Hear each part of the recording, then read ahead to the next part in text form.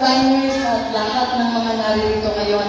Sa ating mga kagawang sa paglilingkod mula sa pamahalaan ng bayan, ating Vice Mayor Leng, mga konsehales, Konsehal Noel, Konsehal Balado, Konsehal Lala, Konsehal Marie Chris, meron ba akong nakalimutan pa?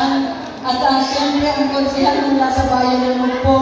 Hindi po yan kakandidato mo, ha? Magtataka kayo bakit napunta na si Konsehal Ola. Yan yung kasama ko lamang po at gustong sumayan. Kaya po andito. At siyempre sa lahat po ng mga panauhin na naririto ngayon, sa lahat ng mga balikbayan dito sa Barangay Pinggan, sa inyo po lahat, mamabayan ng Pinggan, magandang gabi. Una po ako ay nais namang bumati sa inyo ng isang makabuluhang pagdiriwang ng kapistahan ng ating mahal na patron, ang patron din ng ating tatay, ang ina ng laging sa Cloro. Nabanggit ni Christian na ako hindi naka-attend sa ibang barangay kung sana magtampuyan, pero nagkataon kasi na lagi kapag may fiesta, nagkakataon na sa official travel ako. Kaya hindi nakabisita sa kanila. Pero ngayong gabi, gumawa ng paraan at ng daging sa Cloro. Dahil gusto ko talaga makasama po kayo sa pagdiriwang ng kanyang kapiyastahan dito sa Barangay Pinggan.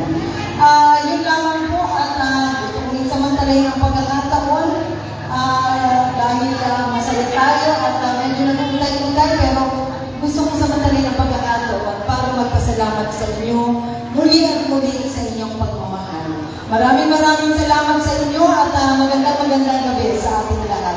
Batiin ko rin lang ang aking kaibigan, si Sir Romeo Mataha. At siyempre, ang ginatawan din ang ating ginagalang na congressman, ang ating din kapatid, Ma'am Jelina at si Nico. Nasaan na si Ma'am Jelina?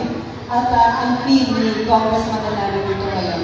So yun lamang po, bakit parang napansin ko lamang ay mag-alap ang nasayaw? Magkano ang tugto? Ha? Magkano tugto?